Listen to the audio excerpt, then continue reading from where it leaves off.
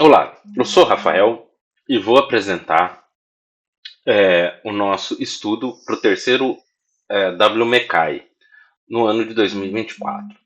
O evento ocorre dia 13 de dezembro de 2024. Proposta de um modelo de otimização inteira para problema de adquirência. Os integrantes são eu, Rafael Pereira de Ávila Ferrari, mestrando em matemática, estatística e computação aplicadas à indústria. Orientadora professora doutora Maristela Oliveira dos Santos, do Departamento de Matemática Aplicada e Estatística e também do ICMC é, de São Carlos, além do Laboratório de Otimização. A co-orientadora é a professora doutora Eliângela Toso, do Departamento de Engenharia de Produção da Universidade Federal de São Carlos, campus Sorocaba. Então, a nossa agenda ela é composta por introdução, definição do problema, metodologia, modelagem matemática, conclusões, próximos passos e referências. É, o que nos motivou nesse estudo foi um problema relacionado a uma empresa de adquirência de grande porte com atuação em todo o território nacional. Uma empresa de adquirência ela é responsável por transações financeiras eletrônicas, utilizando cartão de débito, crédito e Pix. Como que ela realiza essas transações? As transações são realizadas utilizando terminais de pagamentos, que são conhecidos popularmente como máquinas, maquininhas ou maquinetas de cartão de crédito. Esse setor é um setor que vem em grande evolução. Por exemplo, no ano de 2023, houve um aumento de 10,1% em reais nas transações em relação ao ano de 2022. Isso totalizou 3,73 trilhões de reais.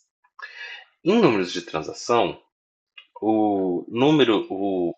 quantidade de transação do ano de 2023 foi de 42,2 bilhões. São dois números extremamente expressivos. Quando a gente vai para a definição do problema, as maquinetas elas possuem um papel importante na geração de receita, porque elas geram receita de duas maneiras. Um, pelo percentual relacionado ao valor da transação, ou seja, no estabelecimento, quando um cliente vai fazer um pagamento para o estabelecimento, é descontado uma taxa em percentual sobre o valor do pagamento. A outra maneira é na cobrança de aluguel mensal, ou seja, o estabelecimento paga um aluguel em contrato de comodato mensal para a empresa de adquirência. Já por conta disso, a logística ela tem que ser muito robusta, porque normalmente se abrange uma grande área geográfica. É, e qual que é o outro papel, além de ser robusta e uma logística que abrange uma área, grande área geográfica, ampla área geográfica? Uma outra característica da logística de uma empresa de adquirência é que ela é cadeia de fluxo fechado. E o que, que a cadeia de fluxo fechado é? Nada mais é do que a origem, o produto sai de uma origem, vai para o destino e retorna para sua origem novamente. Ou seja, não há perda desse produto. A logística reversa, nesse caso, ela é fundamental porque ela garante dois pontos. Primeiro, redução de custo operacional, devido ao grande valor agregado que a maquineta possui. E segundo, na sustentabilidade, pois quando deve se descartar essas maquinetas, elas são materiais eletrônicos que possuem poluentes que podem agredir o ambiente, o meio ambiente. A definição aqui, continuando definindo o problema, a gente tira uma foto aqui de como que funciona a logística, né, de uma maneira geral. Então, ela é composta por embalde, que são os fabricantes, armazenagem, que são os centros de distribuição, outbound, que são os postos avançados, e ela possui também as zonas de demanda, que é composta por um agrupamento de clientes, como a gente pode ver aqui. E também por uma empresa de descartes que possui ISO 14001, que garante as boas práticas no descarte para meio ambiente. Por fim, uma outra grande característica é a não sobreposição. Ou seja, quando um item sai da sua origem e vai para o seu destino, ele deve percorrer o mesmo trajeto no retorno. Ou seja, saiu do CD, foi para determinado posto avançado, deve voltar do posto avançado para aquele determinado CD. Então, o que acontece? Fica definido, então, que um posto avançado sempre vai atender um mesmo grupo de zonas de demandas, assim como um CD vai atender sempre um mesmo grupo de postos avançados. Um outro ponto é que quando a maquineta entra na cadeia logística, entra através dos fabricantes. Passa pelo CD, vai para os postos avançados e para o cliente. E o que ocorre? Ocorre a reversa, que volta do cliente, vai para os postos avançados, passa para o CD, passa por uma triagem, verifica se a maquineta está boa para retornar para um outro cliente ou se ela precisa de uma remanufatura, de um reparo maior nos fabricantes. Toda a cadeia, ela é empurrada, porque as maquinetas elas se movimentam do laboratório, são empurradas para os CDs, que são empurrados para os postos avançados. Mas o estabelecimento inverte isso de que maneira? Fazendo com que esta etapa seja puxada. Por quê? Porque só vai haver uma instalação quando o cliente solicitar. É, um ponto importante é que existe dentro do CD um fluxo. E esse fluxo dentro do CD, ele passa por recebimento, ou seja, esse recebimento tem duas origens, do laboratório e da reversa, dos postos avançados. Se veio pelo fabricante, ele vai direto para a armazenagem, pois a maquineta já vem apta para ser utilizada. Agora, se vem do posto avançado, ela passa pela triagem, verifica se o estado dela está apto ou não, se ela está variada. Se estiver apto, ela vai para a armazenagem para ser reutilizada, ou então, se estiver variada, vai para o laboratório ou barra fabricante para ser remanufaturada. A definição aqui é a visualização atual divide em três grandes regiões.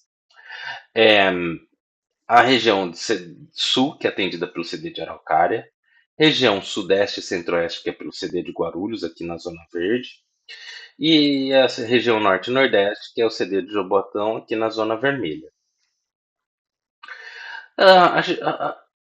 A nossa proposta, né, em cima deste estudo, é redefinir o modelo logístico existente. De que maneira? Definindo a quantidade de aberturas de CD, localização geográfica dos CDs, quantidade de abertura e localização geográfica dos PAs e a quantidade de movimentação de maquinetas por período. Todas essas definições devem minimizar o custo da operação, tanto de instalação de facilidades, de manutenção e de transporte. E um ponto importante é que toda demanda, tanto de instalação quanto de desinstalação, deve ser atendida. A metodologia. Que a gente passa pela metodologia, definição do problema, modelagem matemática, criação da base de dados. Depois, a gente aplicou a modelagem matemática na base de dados e obtivemos os resultados. São 5 pontos importantes na criação das bases de dados. A base de dados possui demanda de instalação, demanda de desinstalação, por período mensal, distância entre as facilidades e a composição do estoque inicial.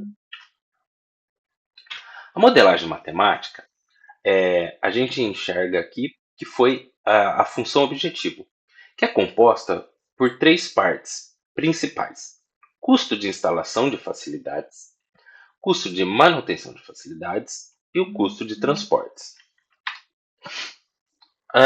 Um ambiente de desenvolvimento foi a linguagem do Python e a gente utilizou a biblioteca do Kuropi. E alguns parâmetros importantes que estão aqui no seu objetivo é o custo por quilometragem de R$ 1 por quilômetro por maquineta, é o custo de 35 milhões para abertura de um CD, 80 mil para abertura de um PA, 200 mil na manutenção por período do CD e 15 mil na manutenção por período do PA.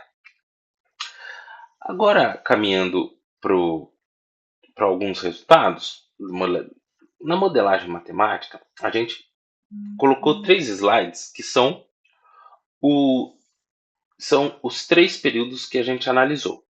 Então, no primeiro, acho que vale a pena a gente observar alguns padrões de é, que a gente percebeu no modelo. Por exemplo, nesse T1 não houve uma movimentação entre fábrica e CD. Por quê? O CD estava com um estoque muito grande. No T2, ocorre o mesmo para o posto avançado 2, que acaba não tendo movimentação com relação ao CD. E no período 3, o modelo ele dá uma balanceada e acaba tendo movimentações, mesmo que não haja ainda entre a movimentação entre fábrica e CD. A gente chega a uma solução ótima de 35 milhões 850 mil aproximadamente. E as conclusões que a gente tira é que foi definido para esse trabalho uma abrangência menor do modelo, né? Ou seja, a gente estudou um período de 3 meses e apenas duas zonas de demanda, que nos trouxe como resultados a abertura de um CD entre 3 possíveis e 2 PAs entre 5 possíveis. O fabricante e as empresas de descartes, né, então foram mantidas, sendo um para cada. Os próximos passos é aumentar a abrangência do modelo com relação à geografia, aumentar o horizonte a ser analisado, ou seja, analisar mais zonas de demanda e mais período, aumentar a quantidade de CDs a serem abertos e aumentar a quantidade de PA a serem abertos, além de continuar atendendo todas as zonas de demanda e toda a demanda. Bom, aqui a gente vai para os nossos referenciais. Qualquer dúvidas, pergunta, estou à disposição.